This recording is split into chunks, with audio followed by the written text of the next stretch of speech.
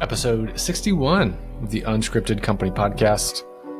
Podcast where there are no rules.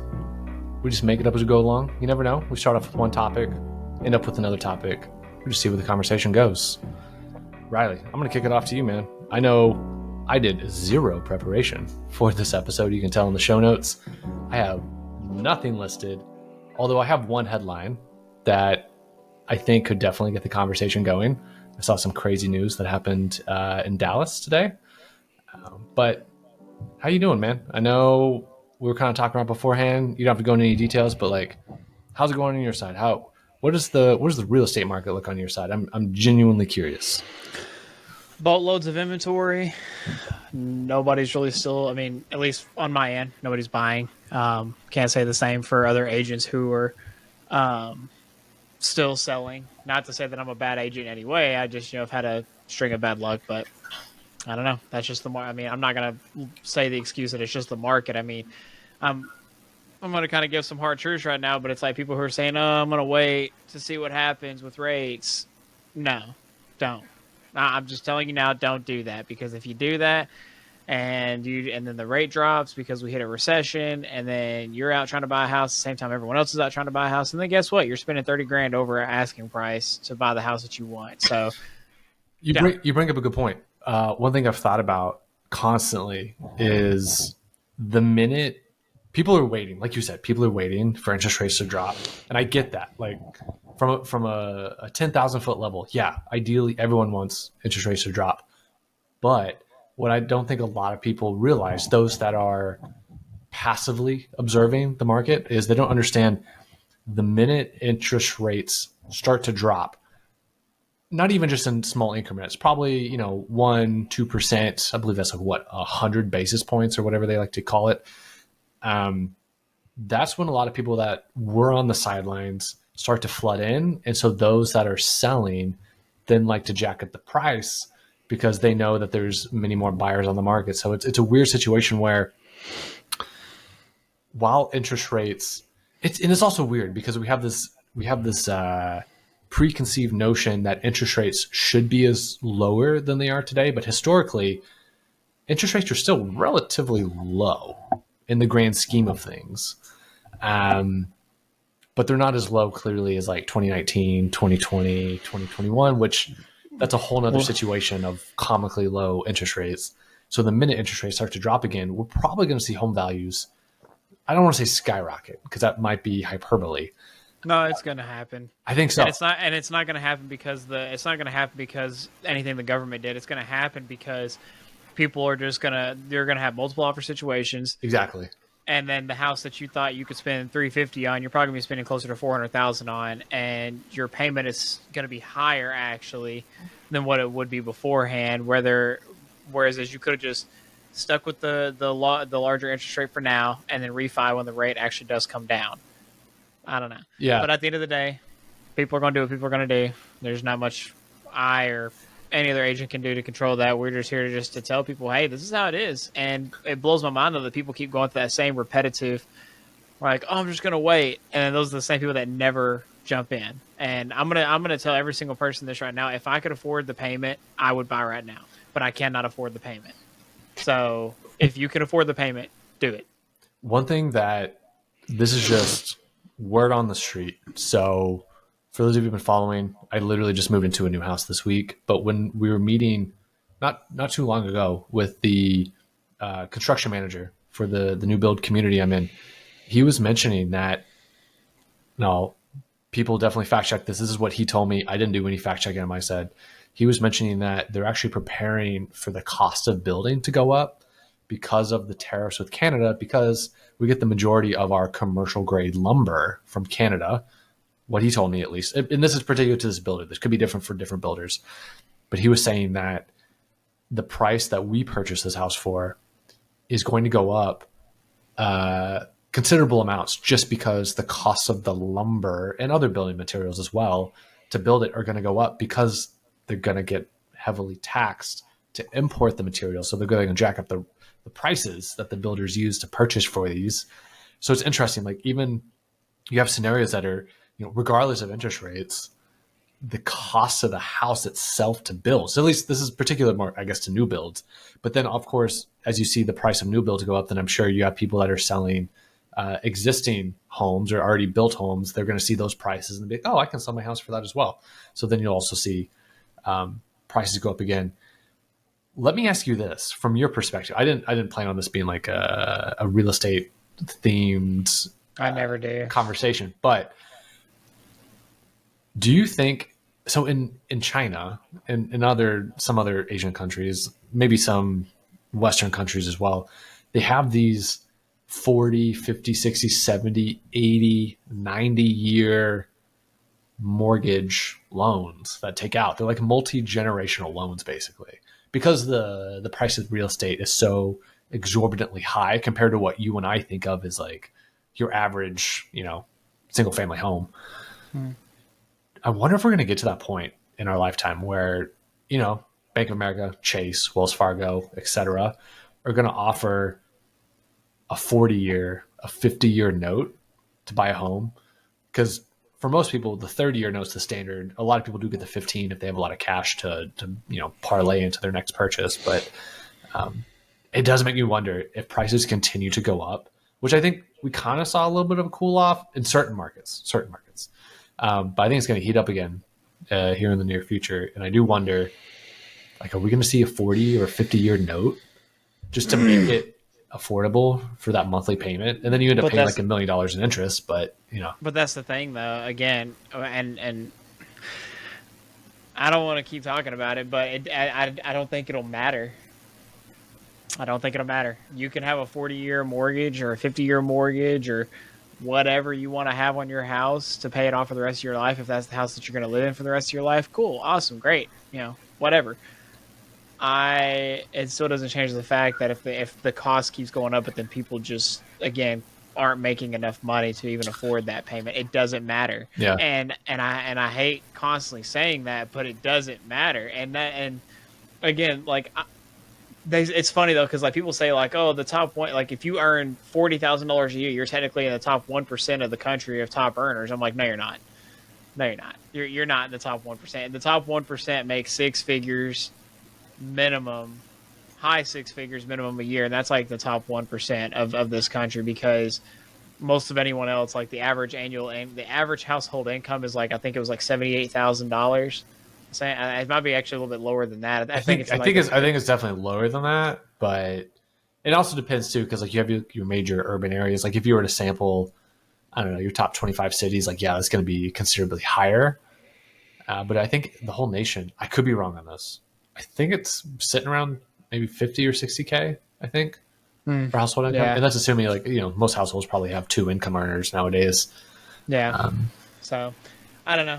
I mean, the housing market is what the housing market is. Y'all want to sit on the sidelines and wait all you want, go for it. But, for those of you who've watched our episodes, who have heard me talk about this before, and I'm not the only professional, go look it up. History will show. Go look it up. But if y'all don't want to believe me, that's fine. But when y'all are not able to buy the house that you could have bought now, and now you're trying to put in an offer, but you can't put in that offer because other offers are $20,000 above asking price, and you're like, I can't afford that. You'll think back at this time when I'm helping you go look for that $200,000 house that doesn't exist anymore. Because those don't even exist now. Yeah, no, you're spot on. Now, on a lighter note, I would like my contribution for this week, even though I did not put this in the show notes. My wife read this headline off to me, and I was like, you know what? This is my one piece of news I'm going to bring to the podcast this week. I don't know if you saw this in the news, Riley. Headline, TMZ, Dallas-Fort Worth Airport, naked woman stabs and bites victims in the airport. Apparently, a woman stripped down, buck naked. This is from TMZ directly. She stripped down and terrorized passengers at the Dallas-Fort Worth International Airport in Texas earlier this month, and the incident ended with her placed on a mental health hold, according to TMZ.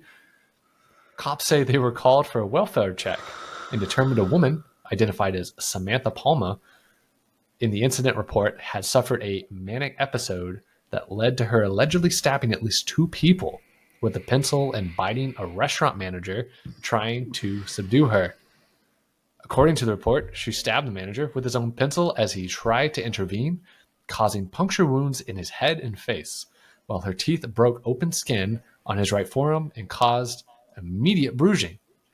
Police say Palma was originally found behind an emergency exit door at gate D1 of Terminal D at Dallas-Fort Worth with blood on and around her. An eyewitness told officers she stabbed someone with a pencil, and responding medics later confirmed the blood on her was not her own. Sources say she was trying to buy a house and got priced out. I made up that last little part, but just the headline alone. Dallas-Fort Worth Airport, naked woman stabs and bites victims. Your thoughts, Riley? Don't do drugs, anybody. I know. That was my first thought whenever she read that to me. I was like, okay, what kind of bath salts, first of all? And when I read the headline, I was like, I just couldn't help think about all the stories you hear about people that are going around and like the quote unquote zombies. That you had the woman that like, did you ever see the news story about the woman who ate a cat like in her driveway? Mm-hmm. You had that. And then I remember you had the zombie person where cops were called and then they were like shooting this person and they kept running at them because their body was just on another level of drugged up euphoria. But yeah, don't do drugs. Yeah. Yeah. What are you seeing this week, man? What's been on your radar? Nothing. It's actually been a quiet week. Yeah. I mean, a lot of what's been happening out there is just, I don't know. There hasn't been a lot of big national news. There hasn't been a lot of big world news as far as I know. Did you see the big earthquake in Bangkok, Thailand, and the waterfall that was coming off the big building? Mm-mm. Here, I got you on this. This was in Bangkok. This was like a 7 earthquake. So they had rooftop pool. And when the earthquake hits the building, of course, the pool water starts to shake.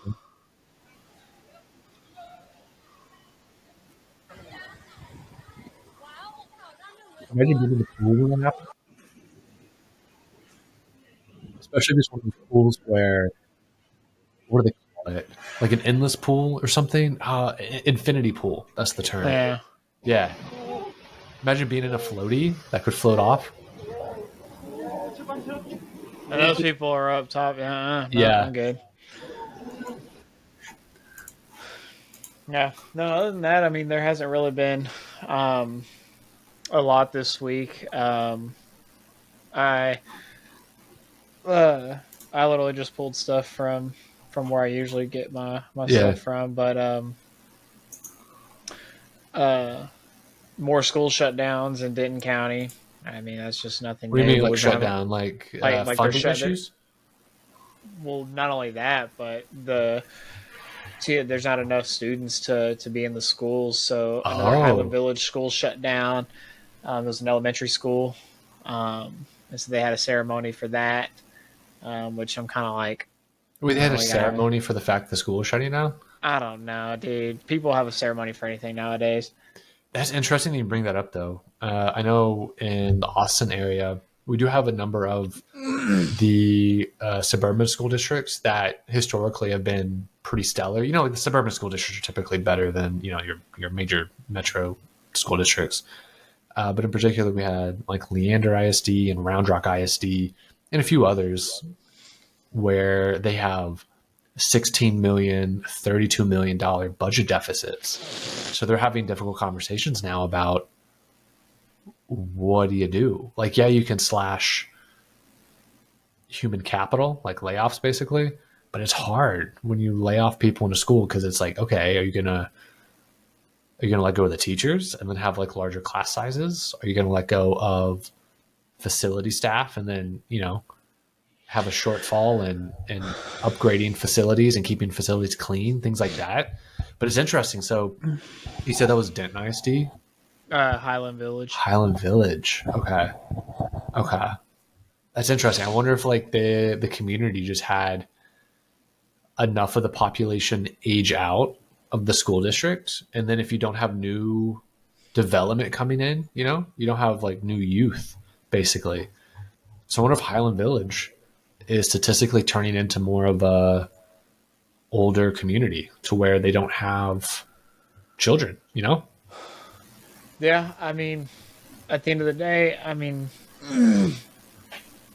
I don't know for sure. Hold on, I'm trying to see if I can find it, but it's not on here. It takes me to a website that doesn't have it on here.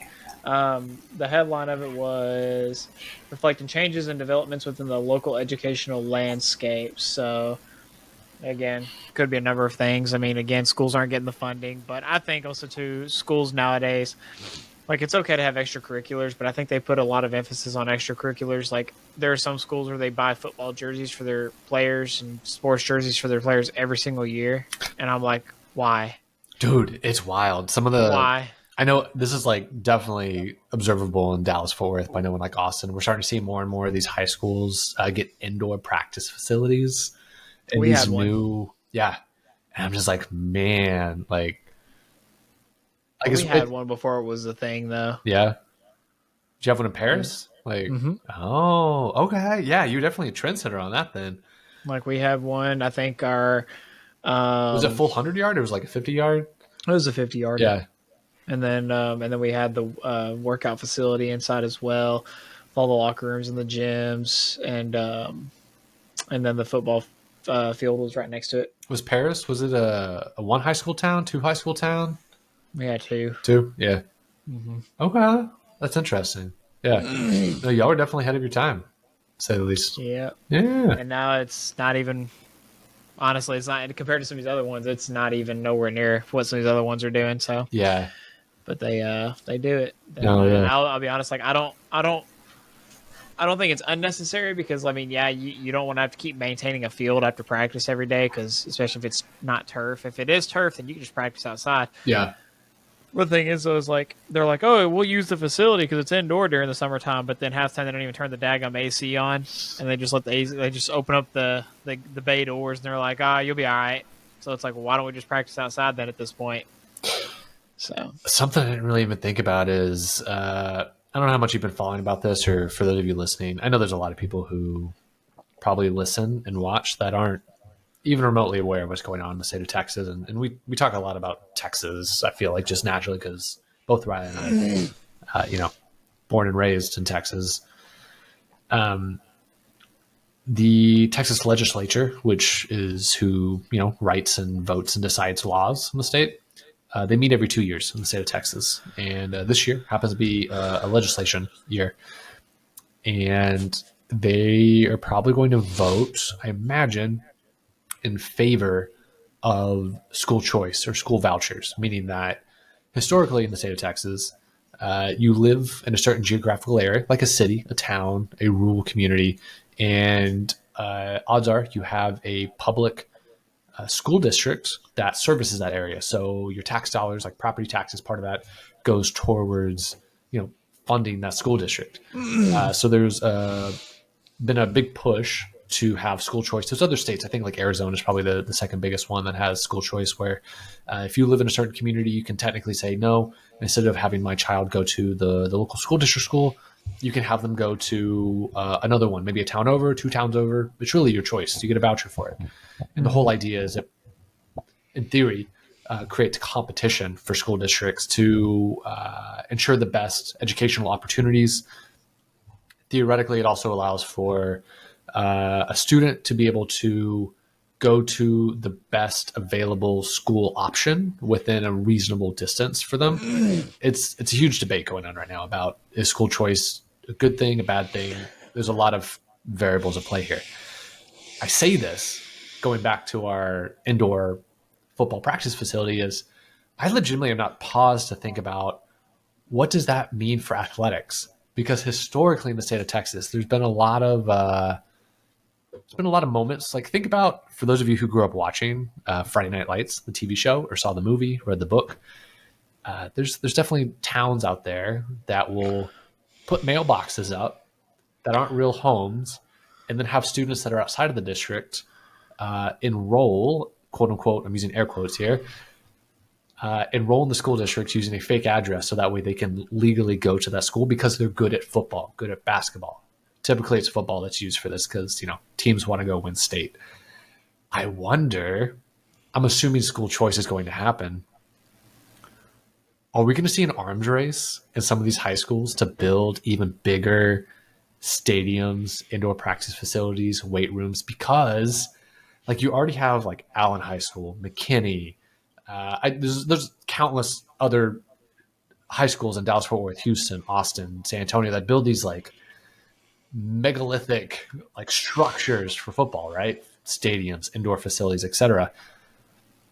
Is that going to get even more rampant whenever they're going to be able to go say like, hey kid up in Waco, we'll bus you an hour and a half to Austin if you can play for us because we're going to go win state with you as our stud running back. Or like, hey kid in Frisco, we're going to bus you into Dallas to go be our stud quarterback. Things like that.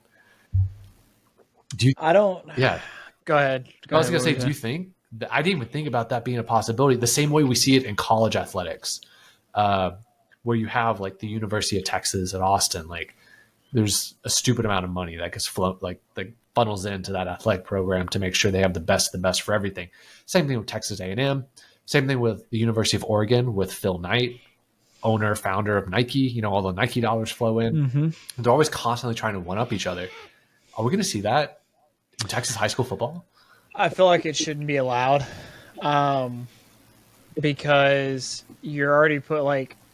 I do think that kids should be allowed to choose where they go to school at, but within not, within a reasonable distance. Because, from Waco to Austin, that's like another hour and a half, 2 hours. Yeah. Maybe I exaggerated the example. It'd probably be going from inner city to suburb, something like that. So I'm on the fence of, we already see colleges now where if you have sports players, primarily basketball and football, because those are typically the two biggest sports when you have your D1 schools. They already have implemented, there was like something that was passed in like 2022, 2023, something like that, where players can now receive royalties for their merchandise NIL. that they sell. I don't think that should be a thing. I say that respectfully, and if someone can prove me wrong why it's a good thing, cool, I'll listen to anything anyone has to say, but they're still in a position where it's like you're putting this this iota on them where I can make money off this, and this is all I want to do for the rest of my life is play sports. I don't care about anything else. And so then you get a lot of, I'm not saying, like, there's a very much so minority aspect to this, because not every player goes to play professional sports and then gets hurt and then has nothing else, But like, what if you sign, like you go to the draft, then you sign, or like you're getting ready to go to the professional draft for whatever sport you're playing. Again, primarily basketball and football is the examples that I'm using. And you happen to, like, you're making all this money off your merchandise. People are gonna, you're gonna, like, say for someone from UNT, you're gonna go play for the Dallas Cowboys. Cool, awesome. You get hurt before then, and you choose not to finish your degree, but you get hurt. You could always go back and finish your degree, but it's like they put a lot of emphasis on just like hey, you're this big time superstar, like you could do this. I think putting a child through that before they're even old enough to really make a lot of decisions for themselves would not do well for them in the future, because then they're going to get this I had a different word for it, but this big head where they're like, oh, I am that good, I can do this, like. They seem untouchable. And then they're going to go to a college where if they do go to college, they're going to go to a college, and then they're going to do the same thing. Only this time they're going to make money for it, because they get a full ride scholarship if they're good enough. And I want to say something real quick. Like, this obviously isn't the majority, but there are some of these players that are going to play at certain schools, and they're getting paid literal millions. Now, this is definitely not the majority. Some kids are going and still making 6 figures. And I'm not exaggerating. You can Google it. Like, I remember Duke paid a quarterback, like, I think it was like $2.5 million to go play that. And this is Duke. This is a school that historically is good at basketball, but they have deep pockets in terms of donors. And so when you have these schools that has a donor base that's willing to throw cash around, and they have serious cash, they will pay a player $1 million+ minimum $500K to go play for a year. 1 year. Like some of these players, and it's kind of hilarious, are making more than they would in the NFL potentially to go play 1 year in college. Now, that's definitely not the norm. You have a lot of players that are making 20, 30, 40K. That's still 20, 30, 40K to go play college football and get a free college degree. Because you got to remember, these players, you had the whole debate about, is it athlete student or is it student athlete? And the NCAA for years said, no, they are a student first. So it's a student athlete, because when you go play and you get scholarship, that scholarship means your education is free. It also means your meal plan is free. All these other amenities, like other athletes definitely have a lot of amenities. And I know I'm preaching to the choir to most people, but for those who happen to be listening that aren't aware, this new NIL program, which Riley's talking about, there are certain players that are literally becoming millionaires by playing a year or two at certain colleges in certain positions, like quarterback, maybe running back. It's primarily It'd be like your quarterbacks, your running backs, skill positions. Your maybe like, because I think like your linemen go in a certain order for, like, especially in professional, it's like a certain order of highest to lowest paid. Then you have like your starting wide receiver, maybe like a tight end. Like it's very situational for the other ones. Like if you've played at a school and like you're that good, like in that position that you played in, then yeah, they would probably offer that to you. But it's primarily like quarterbacks, running backs, maybe a wide receiver. Like those are probably like the top three. I'd probably say, like, you don't really get a lot of defensive players. Like maybe linebacker or like outside linebacker, defensive end, like that type of player, but very, very far and few between. So I just had ChatGPT's search the internet for me, and it pulled back some pretty good sources: Sports Illustrated, Sportskeeda, CBS Sports, The Athletic, things like that. On average, quarterbacks, D1, your blue blood programs, the names that everyone recognizes, the Texas, the Michigan, the Florida, those types of programs, quarterbacks are averaging 500 to 800,000. Some go 2+ million. Running backs 200 to 300K. Wide receivers 75 to 300K. Offensive linemen 350 to 500K. Defensive linemen 250 to 600. Now, of course, wild variations in this depending on programs, of course, but just giving kind of like some blanket averages. Now, when you get to other programs that aren't your blue bloods, folks are usually making 40, 50, 60K, which is still, that's not bad money. Like that's like, especially if you have everything for free on top of that. Yes. Like you don't even have to spend that money. You don't have to buy food. Your room and board is taken care of. Your education is taken care of. Like a lot of people don't realize, athletes, not only are you getting a 4-year education, if you're even semi decent at the sport you play, you could probably still be on scholarship and go get your master's and potentially your doctorate degree. Some of these football, basketball, volleyball, softball, golf, like a lot of these players are coming out with like MBAs, if they're smart about it, of course. Like you have, I remember you brought it up earlier. There are some like football players, basketball players that they're chasing the dream of playing in the NBA, the NFL, like, making serious money potentially. And so they'll leave college before they get the degree, which that's a whole other conversation. I think is a terrible idea, but I understand there are unique situations where if you are projected to be first or second or third, first round pick, basically, like it might be worth it, I guess. But on average, like you can go get your master's and potentially PhD if you're patient and still play sports. Like it's crazy and get paid to do it. You come out net positive from college. Yeah. No one else can say that. I think that this is definitely going to be heavily controversial, and maybe some people might agree with it. I don't know. Honestly, I don't care. This is my podcast. Shut up. No. Oh, sorry. I mean, cut you off. Go ahead. No, you're good. I think athletes get paid way too much. Yes. College level, professional level, I don't care what sport they're in. They get paid way too much. And y'all want to talk, and y'all want to wonder why teachers are quitting. Y'all want to wonder why we can't find doctors, nurses, first responders, police officers. Y'all want to know why the jobs that matter are like just no one's working in those fields anymore, is because they don't get paid enough money. And y'all are, and all these people out there that are going head over heels for all these sports players that, I'll be honest with you, some of them, I'll be honest, some of them are down to earth people. like cool, like Jason Witten, for example, he coaches um so a guy at our He went to church, he went to go coach a high school, right? yeah, so a guy at our church, his Uh, son, I think he coaches at his school, Liberty Christian, and that's in he coaches. Argyle, right? Yeah, he Yeah, coaches at that school. So yeah, technically speaking, I could just go to Argyle and I could see Jason Witten. You know, like I could do that. He's actually like he gives back to a lot of local charities. He does a lot of cool stuff. I know JJ yeah. Watt does the same thing. There are a lot of players that do so, and like they're known for it in their communities because that's the community that they've grown up in, and that's awesome. I love that. But there are people out there, and I say this in a way where it's like it's not that they don't care about you, but it's like they don't even know who you are. That when they help people, they're not helping. They're like if Jason Witten is giving back to his community, he's not helping Riley. He's helping the community, which overall is great, is awesome, but he doesn't even know who I am. He's just doing a service to help everybody, Yeah. which is all the more better. He does. There are some times where he does take the time to actually meet people, talk with people, all that kind of stuff, and that's awesome.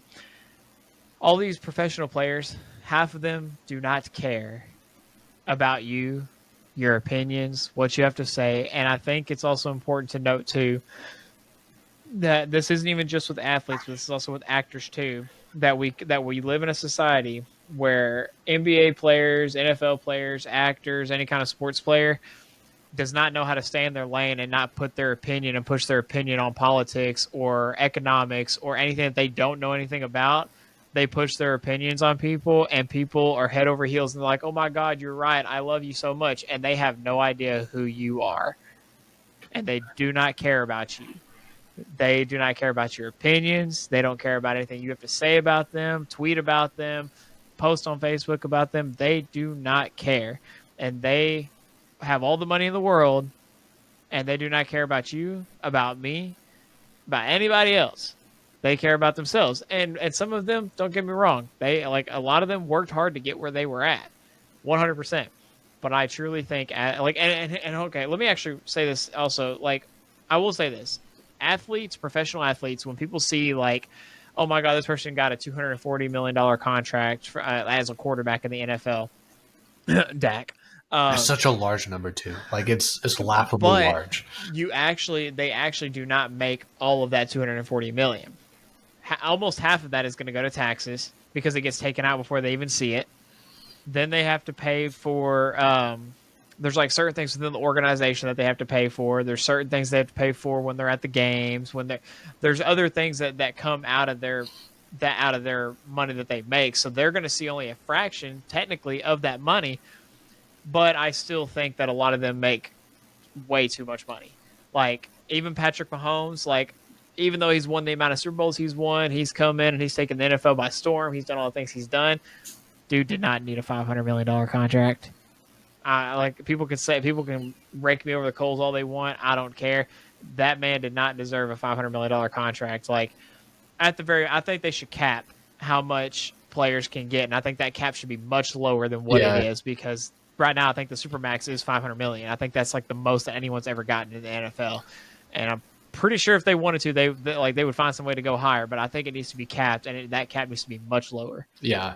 And I think it'd be interesting. And I know they already do bonus structure, but my brain goes to the way a lot of college coaches, their contracts are structured to where, yeah, some college coaches are definitely making silly money, but a lot of other coaches, they'll make like a reasonable amount. Like I say $1 million, whereas $1 million in comparison is a reasonable amount because knowing the higher end of that spectrum is stupid.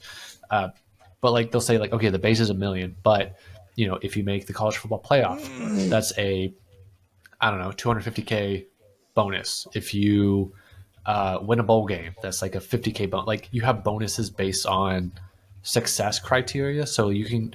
I think it'd be interesting to explore giving people lower overall base, and then based on the success of the season, then you can get bonus on top of that to say like, okay, you could make, and it's so hard saying these numbers, but like, as a quarterback, like you make, I don't even know what the number to say. He's like, yeah, you make like $1 million, but then if you make the playoffs. You know, get a bonus of 100, and then you win a playoff game. That's another 100 bonus. And I don't know, like it gets incremental bonuses from there, but numbers are so large, I don't even know what to take serious at this point, to be honest with you. So this is like, I just used Dak Prescott as an example, so I'm going Yeah. to read this off to everyone. Dak Prescott, quarterback for the Dallas Cowboys, signed a 4-year, $240 million contract extension in September 2024, which includes $231 million guaranteed and an $80 million signing bonus. While the headline figures are substantial, various deductions such as taxes, agent fees, and other obligations significantly reduce the amount he ultimately takes home. Gross earnings breakdown: the signing bonus $80 million, so he already has the $80 million as far as I know. Annual base salary, so from 2024 through 2027, he's going to make $2 million a year. 2025, it's the restructure bonuses. 2025 through 2027 is $45.75 million. This structure totals $240 million over 4 years. Deductions: federal tax income. The top federal tax rate is 37%. Applying this rate to Prescott's earnings results in approximately $88.8 million in federal taxes over the life of the contract. State income tax: Texas has no state income tax benefiting Prescott for home games and activities. However, the jock tax requires athletes to pay state income in states where they play away games, assuming half of the games. Yeah. I never knew So, that. I was talking to someone about that a few weeks ago, and I found that out. Assuming half the games are away and played in states with an average state tax rate of 5%, Prescott might owe around $6 million in state taxes over 4 years. That's so weird. I never knew they had to pay other states' Yeah. income taxes. Yeah. Agent fees. Sports agents typically charge about 3% of the contract's value. For Prescott, this equates to approximately $7.2 million. I want to become a sports agent. What the heck? What am I doing? Probably lucrative. FICA taxes. The Federal Insurance Contributions Act tax includes Social Security and Medicare taxes for high earners like Prescott. The Medicare portion is 2.35%, including the additional 0.9% for high-income individuals, and Social Security portion applies up to a wage-based limit. Given Prescott's earnings far exceed this limit, his FICA taxes would total approximately $3.5 million over 4 years. And then other deductions, which include like union dues, retirement plan contributions, other professional fees, around $1 million. So estimated net earnings, starting with the $240 million gross. Federal taxes, $88.8 million. State tax, $6 million. Less state tax. Agent fee, 7.2. FICA tax, 3.5. Other tax deductions, $1 million. Total estimated deductions, $106.5 million. Estimated net income, $133.5 million over 4 years, averaging approximately $37 million annually. Again, still too much. It's a lot. Like, that's a lot of money. That's more money than probably a lot of people will ever see working every single day of their lives at a normal job.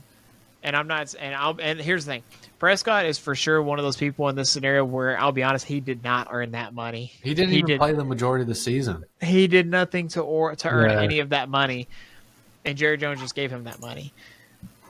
But I think there needs to be a cap on it, like 100%. Like, I don't think you should be able to pay a player more than $200 million, like, depending on their position. Like, quarterbacks, that should be the max. Yeah. Man, long story short, you can make a lot of money playing sports. I don't know. Apparently, the Mavericks were doing it could have been a false thing. Let me see. Let me see if this was...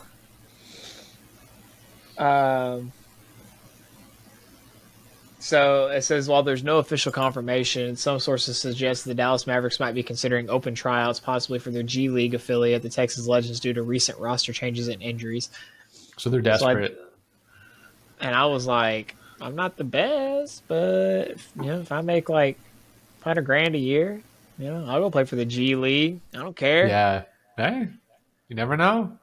Could be looking at the new starting center for the G League. I'm not tall enough to play with half those people. All right, you can be point guard. Totally off topic. Did you see the news? And no worries if you probably didn't, because I only saw this because I was listening to another podcast of this city in Pennsylvania, this employee who kind of got caught faking a hate crime. Her name was Latarsha Brown. Let me share my screen to give you a visual here in case you saw this. There's kind of another juicy sommelier. I always mispronounce their name, but did you see this where she basically claimed that she came into work one day and there was a noose on her desk. She's a city employee, and then they kind of found out that like she was the one that put the noose there. Did you hear about all this? I did not. Here, let me play this real quick. It's kind of entertaining. Listen to how these police officers and the police chief word this because they're aware of how absurd this is, but also they have to follow the law and innocent until proven guilty technically. The purpose of this press conference is to provide an update regarding the noose investigation.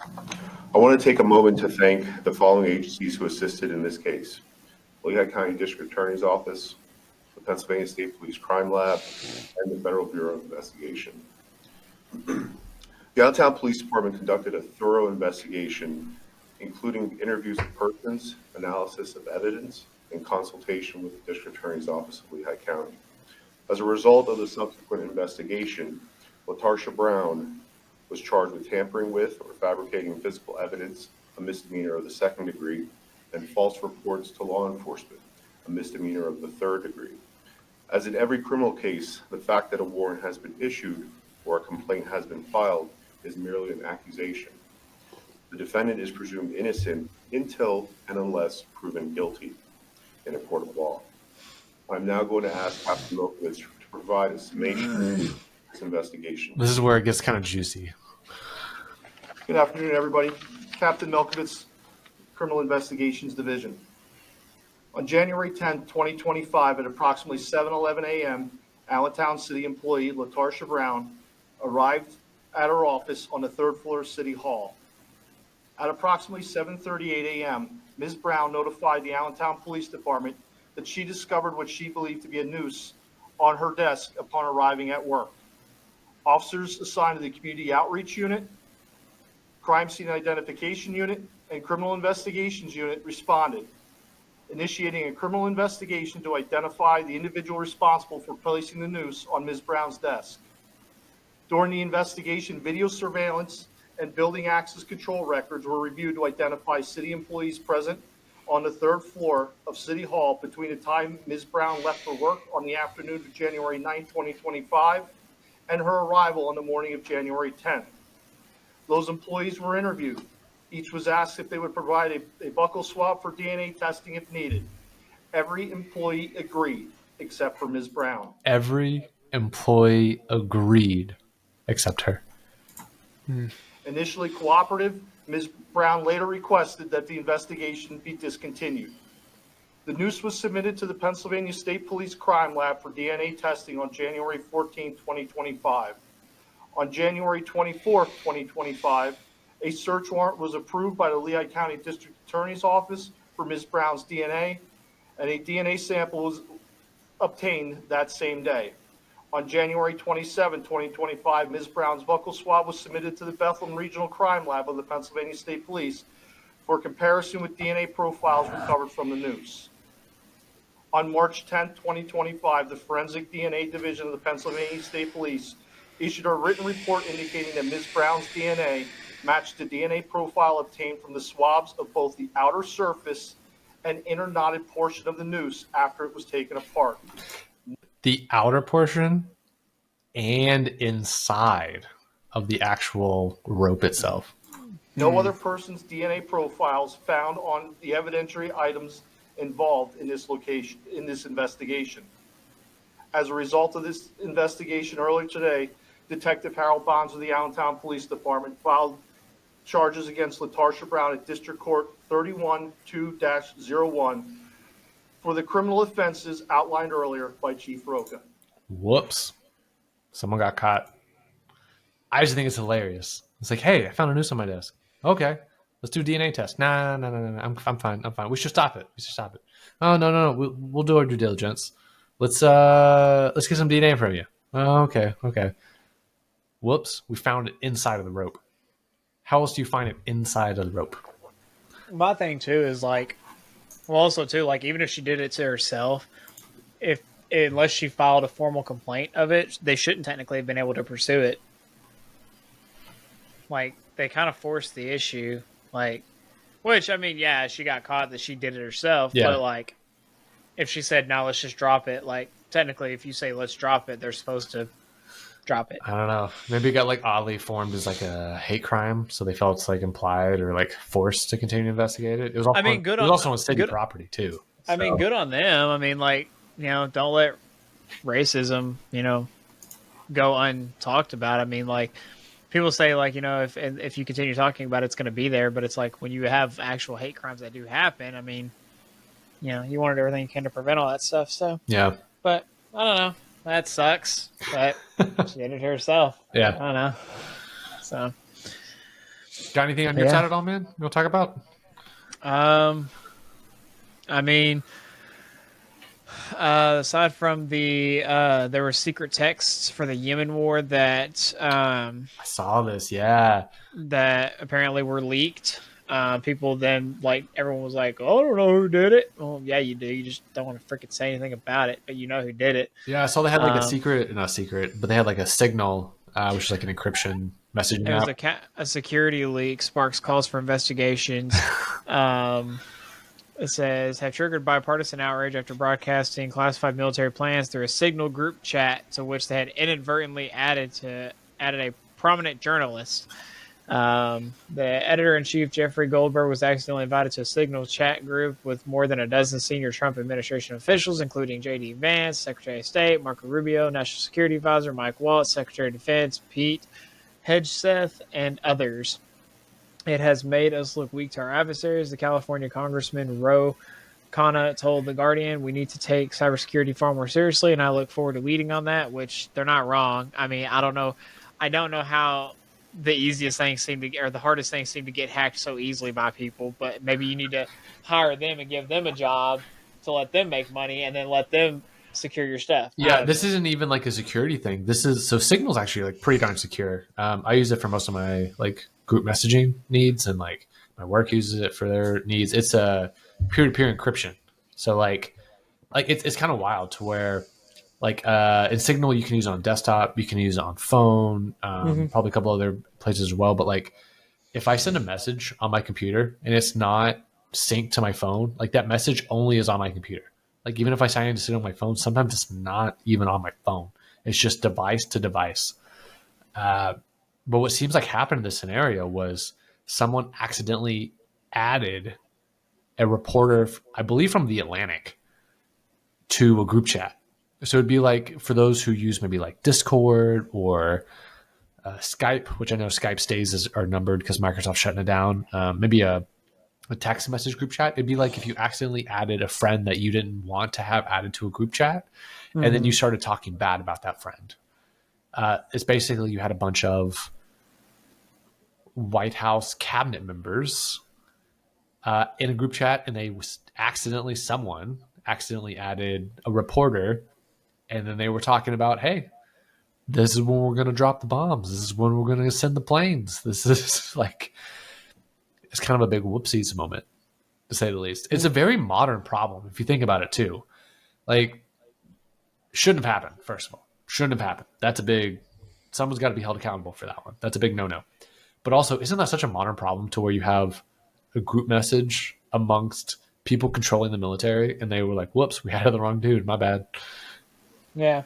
No, I think when it comes to that, first of all, it's like every single day before you message, you should be going through all your contacts to make sure that, especially for something of this magnitude, like you should be checking every single day, like, hey, nobody's in here that's not supposed to be in here, right? Like, right? Yeah. I don't know. I guess, us simpler folk, care more about privacy and security than people of national security. Yeah, I think it's one of those things where, obviously, I don't know what's going through their brain, but to them, it probably felt like a normal group chat, the way you and I would have a group chat kind of a thing. Mm-hmm. But for them, the level of conversation is on a whole nother level of consequence, I suppose, because it involves literal weapons that can destroy swaths of people and entire countries in this case.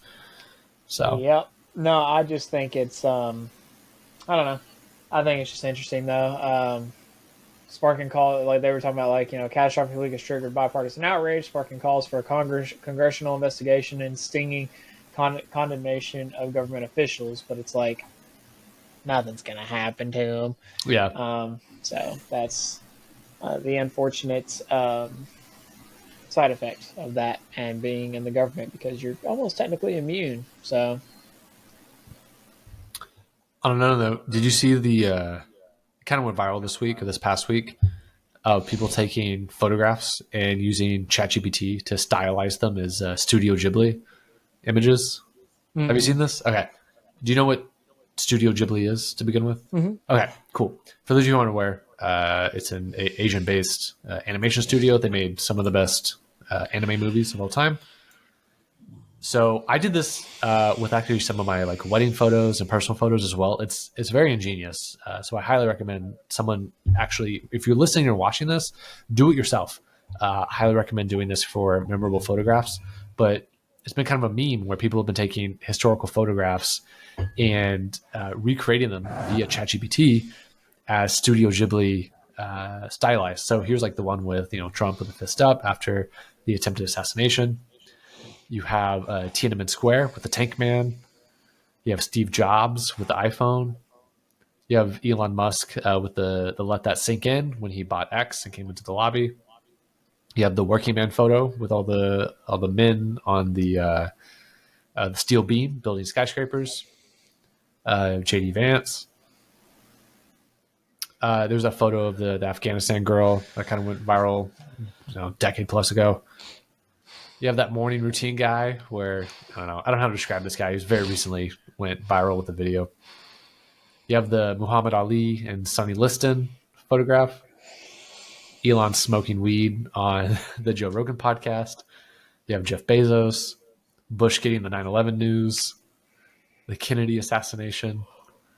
Raising the flag on Iwo Jima. You have the meme where everyone's pointing a gun behind somebody else. The Wright brothers photograph. The VJ Day Kiss,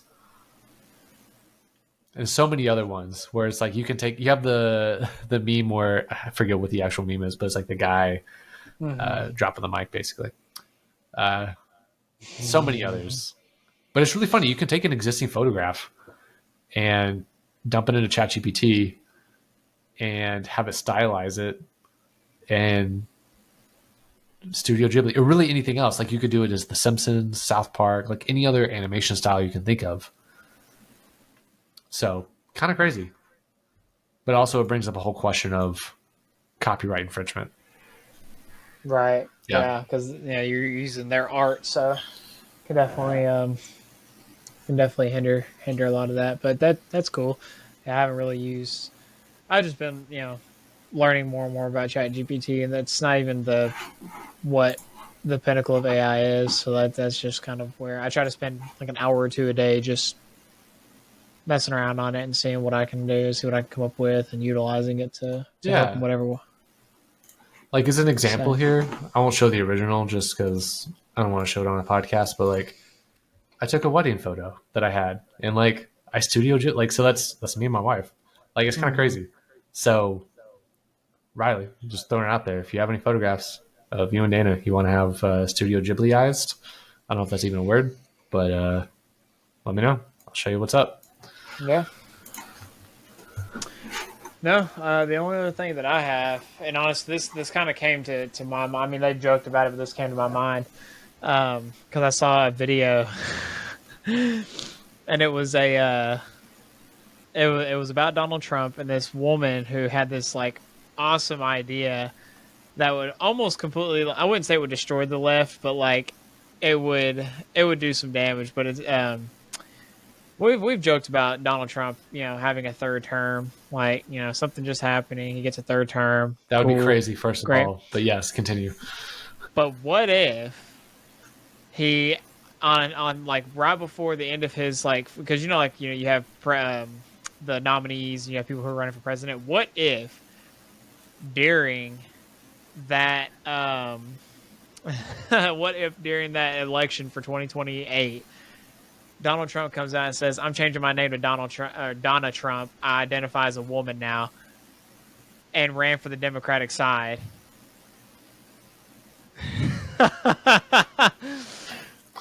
Would she have Caitlyn Jenner as a running mate to have the first double female ticket? Oh, that would be interesting. Because then it would be the left would either have to accept it, or they would have to come to the realization of their own idiocracy that there are only two genders and that you can't just change your gender like that.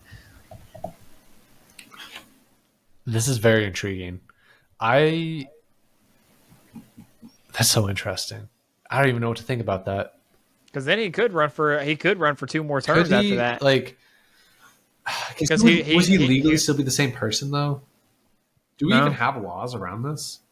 Because I need to freshen up on my history on this because I haven't really been concerned with remembering it since college. But presidents used to be able to serve multiple terms up until I believe FDR. I might be getting this wrong. I think I'm correct in this. FDR was the last president to serve more than 2 terms, and FDR served 3 terms, 4 terms, something like that. How many terms did FDR serve? I think he served 2, but they had him put in for another term for something. He was president from 33 to 45. I think it was like a special case kind of thing, like they needed a president. He was FDR was the only one to serve more than 2 terms. His initial 2 terms were centered on combating the Great Depression, while his third and fourth saw him shift his focus to America's involvement in World War II. So he served 4 terms, died in the 4th term because Truman ended up concluding World War II. Yep, okay, that makes sense, yeah. So Homeboy served 4 terms, first of all. That's wild. But it wasn't until after FDR's passing that we ended up basically saying, okay, we should put a rule that presidents can only serve 2 terms. Before that, it was just kind of a happy coincidence. And I guess like maybe like a backroom handshake that you wouldn't go more than 2 terms, I guess.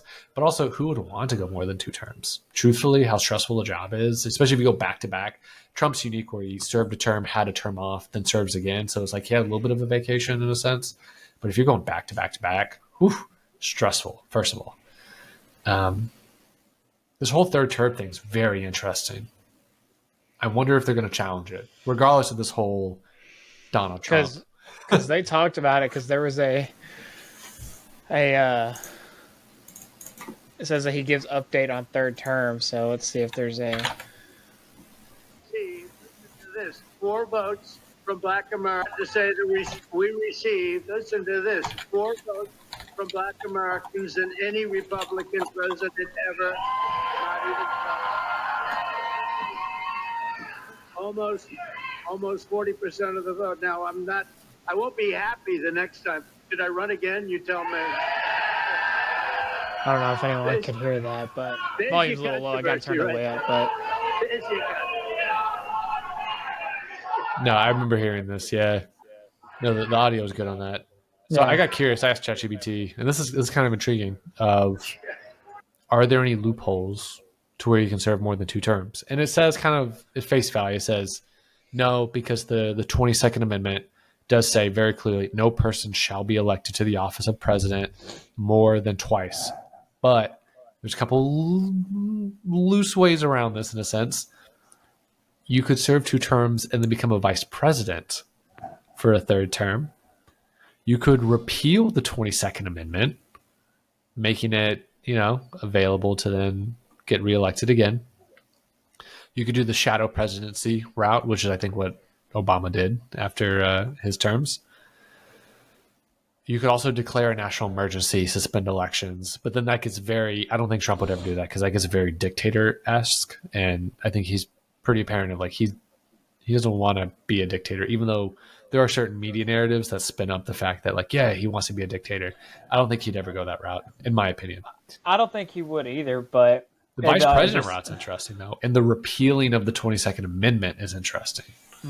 It begs the question as again, we've talked about like who's going to be, because I mean, he's not the greatest president we've ever had. No, definitely not. Obviously, I would say but top 10, top 15. Yeah, but definitely not the but greatest. but as it is right now, he's the best president we probably had in the past 6 terms, probably. Best in our lifetime. That's like in our lifetime. Like I feel I don't want to say George W. Bush was a bad president, but I think the people around him were bad actors. I don't think he was a yeah, bad person, but I think he was also naive. yeah, he was just he was getting bad advice. He was taking advice from, I mean, and granted, these are the people that he chose, but it ended up being bad decisions, and he didn't really do anything to rectify that. He just kind of just let it happen. Obama was just good at talking.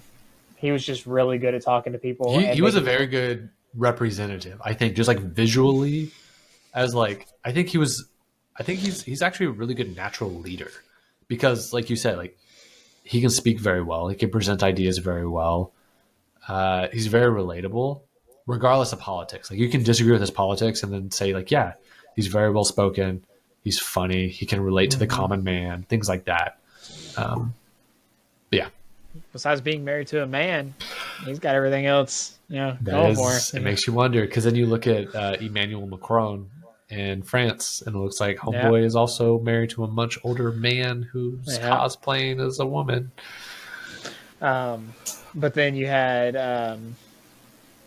Trump after Obama. Who was the president? Okay, so you had Melania is not a man. I can confirm that. Yeah, he had George H.W. Bush and then George W. Bush. Who was the president before George H.W. Bush? You're asking me to remember things I don't know off the top of my head right now. Was it Reagan? Did you go Reagan, George H.W. Bush? Yeah, Reagan, George H., then Clinton, then Bush? I think so. Let's see here. Yeah, Ronald Reagan, George H.W. Bush, then Clinton, and then Clinton, and then George W. Bush. Yeah. So honestly, within our lifetime, like, because our life, honestly, from Bill Clinton till now, Trump's probably been the top. Yeah, I will say president. neither of us were even remotely alive enough or aware, but I have heard a lot of people say Clinton was very similar to Obama in the sense that he was relatable, relatively well spoken, but then he had the Monica Lewinsky scandal, and he was a little bit of a promiscuous. Obama learned a lot from him. That's the thing. I think because I think he's just living his best life behind the scenes at this point. Yeah, Obama learned a lot from him, but yeah. So I'd probably say but that just again begs the question, like who are we gonna have to choose from in the next 4 years? Because like right now there's no. Because if it were me, I wouldn't be waiting until the 2028. Like if I was Republican, like and the Republicans wanted to try to keep the status quo and kind of follow up based on the current administration that we have now, I wouldn't be waiting until 2028 to start campaigning. I'd be starting now, like because I don't want to go back to the bull crap that we had to deal with for 4 years. Yeah, like I don't want to do that. And again, vote for who you want to vote for. Like I'm not knocking anyone's personal choice. Like you chose them for a reason. That's fine. I just don't want to go back to that. So, and I know there's a lot of other people who don't either, but we're still figuring things out. We're still making our way through it. But yeah, really makes you wonder. And for those of you out there listening, hey, if you made it to this part of the podcast, first of all, let us know down in the comment section. I'm curious, who do you think is going to run in the 2028, right? 2028. Yeah, 2028 election. Who do you think on both sides? Give me your super early predictions, because we'll come back 4 years from now, or 3 years from now. We'll see who had it right. Whoever had it right, Riley said he would send them a free Jimmy John sandwich. So we'll get that on the record now. But part of the contest does include that you, as the commenter, have to remember 3 years from now and let Riley know to have him send you a free Jimmy John sandwich as your consolation prize. So, indeed. Is there anything else you want to talk about, man? Or you want to put this one in the books?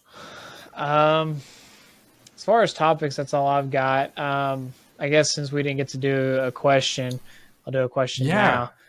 If aliens offer to take you with them, but you could never come back, would you go? No. No. No, I have too much here to care about. I would be very intrigued. I would find a substitute and give them a GoPro with a live stream. I need to know those answers, but I'm not willing to be the one to go. What about you? I don't know. Yeah, It's not like I got much. I mean, I do have a lot here, but part of you's tempted. yeah. Start a new life. Be a Peter Quill out there in the galaxy. You could also be their man whore. You never know. I very well could be. Could be. We'll never know. So for those of you out there listening, what would you do? Would you go with them? Would you not? Why? Let us know. If you're listening, there's a comment section down there. There is. We're watching. We're waiting. We're replying. We see you out there. Also, if you haven't done so yet, give it a follow. Give it a like. Give it a subscribe. Send us your Venmo. We'll take anything. Send us your firstborn. Yeah. Actually, yeah. You can send your firstborn to Riley. He'll raise him. No, Or her. I won't. Yeah. No, he said he would. I don't have the money. I don't have that infrastructure. He'll figure it out. He'll get on Snap. It'll be all right. He'll figure it out. Yeah. So if you're still listening, just go to unscriptedcompany.com. You'll figure it out from there. You're all smart cookies. Well, Riley, to send us off on episode 61 of this glorious podcast, one of the fastest growing podcasts on the internet. It's true. Can't prove me wrong on that one. It's one of the fastest growing. You want to send us home with some words of wisdom? Words of wisdom. I always feel like I'm always so prepared for this, but then I'm never prepared for this because what kind of wisdom can I really give? But I don't know. Do you think college athletes or professional athletes get paid too much, or are you on the idea that they get paid just the right amount while you could barely afford to pay your bills, buy your groceries? I don't know. Maybe it's time that we all reevaluate ourselves in the eyes of, each other, because we're over here worshiping professional sports players when they're not paying your bills, you're paying your bills. And the sad part is you actually are paying their bills because you're going to all the games and spending the money that you're spending. So you're paying their salary and they're not doing anything to help you. So maybe it's just your way of letting go of the current reality that you're in to enjoy a few hours of happiness. But just know that when that few hours of happiness is over with, you're broke, you don't have the money, and you got to go back to your current reality. So maybe we all need to reevaluate ourselves in that regard. But let us know in the comments about that. And do you think Donald Trump could be our president for 2028 through 2032? I gotta say the last word real quick. When you're giving that great advice about reevaluating, worshiping or celebrating college athletics, in my head, all I could think about was, that's why I'm a North Texas fan. It's a constant disappointment. I'm never above the moon. So it's a world of disappointment. And with that, we'll see you all in the next one.